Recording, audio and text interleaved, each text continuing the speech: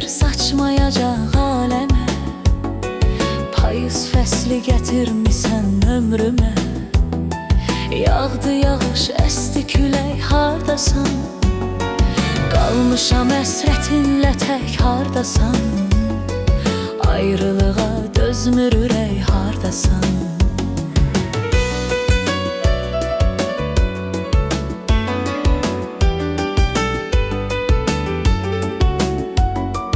Xətrinə dəymişəm, küsüb getmisən. Son dəfə gözlərini süzüb getmisən. Mənim ümidlərimi üzüb getmisən. Yar belə olmazdı gərək, hardasan? Qalmışam əsrətinlə tək, hardasan? Ayrılığa dözmür ürək, hardasan?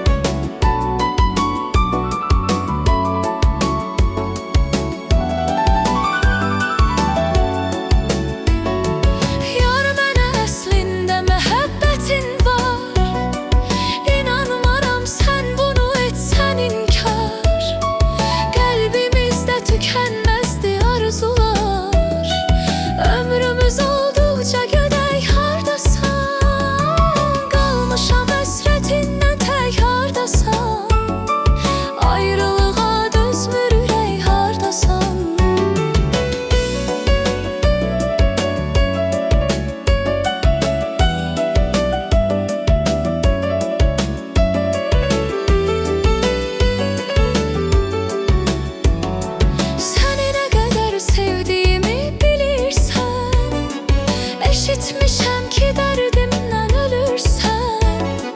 Bilsəm əgər qayıdırsan, gəlirsən.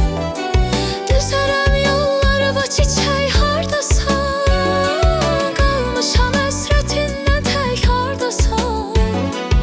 Ayrılığa dözmür ürək, hardasan?